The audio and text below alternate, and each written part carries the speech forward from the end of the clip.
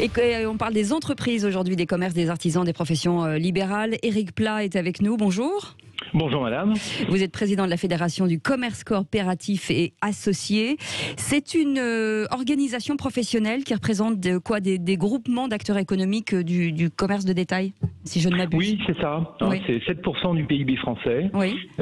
C'est une bonne partie de la distribution alimentaire et du commerce spécialisé. C'est plusieurs dizaines de milliers d'entreprises et plusieurs centaines de milliers d'emplois que nous réunissons dans cette fédération.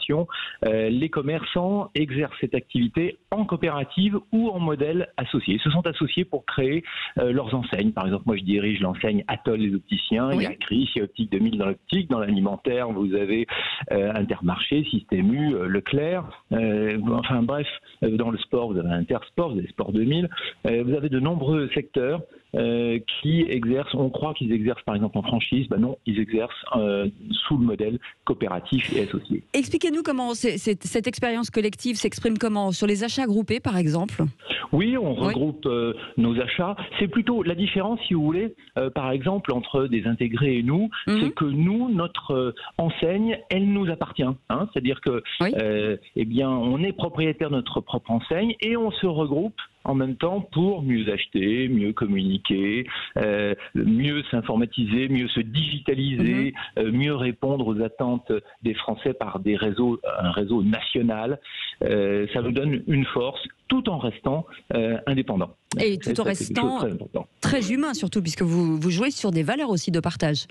Alors en effet, dans une coopérative ou en modèle associé, quand on se réunit pour travailler ensemble, oui, il faut travailler ensemble, il faut s'accorder ensemble.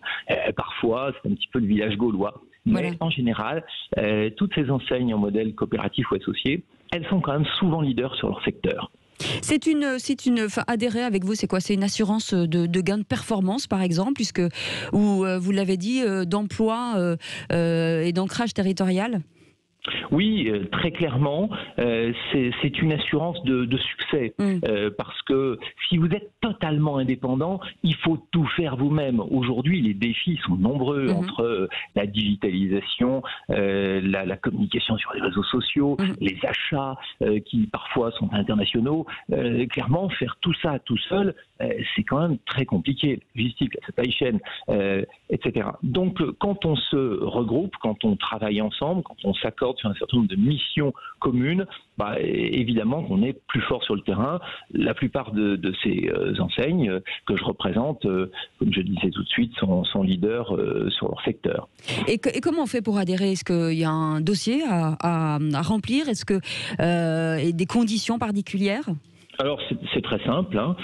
Pour adhérer dans ces organisations, il faut prendre des parts au capital de la coopérative. Et donc, suivant les coopératives, les statuts sont divers et variés. Mais en général, il faut acheter des parts d'un capital qui est variable. C'est-à-dire que souvent, les conditions pour y rentrer sont assez simples, sauf quand les enjeux financiers sont importants. Si vous ouvrez un magasin d'optique ou si vous ouvrez un hypermarché de 3 ou 4 000 m², les conditions financières sont quand même pas tout à fait les mêmes, parce que souvent la coopérative ou l'entreprise est dû croire, par exemple, pour les achats. C'est-à-dire qu'elle s'engage sur les achats des associés. Donc il faut quand même montrer un petit peu patte blanche sur le plan financier, mais ça c'est normal, puisque c'est la collectivité qui va être solidaire sur le plan financier. Ça c'est très très fort, parce qu'en même temps c'est un bras de levier formidable pour un jeune, par exemple, qui veut s'installer, parce que cette communauté, cette solidarité va jouer en sa faveur lorsqu'il va vouloir créer son entreprise locale. Et surtout en cette période de crise. Comment vous accueillez aujourd'hui la possible réouverture des commerces en mai ?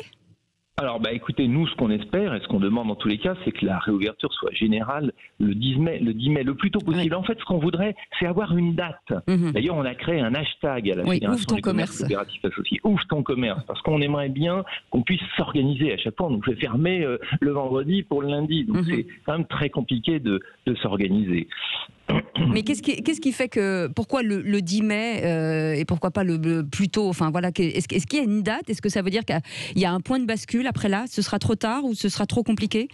Oui, clairement, les difficultés aujourd'hui des commerçants sont quand même extrêmement importantes. Hein. Il y a des domaines où les commerçants auront du mal à s'en relever.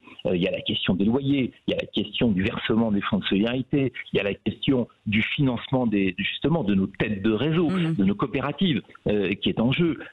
Alors même que, si vous voulez, le commerce n'est pas un lieu de contamination et de transmission du virus.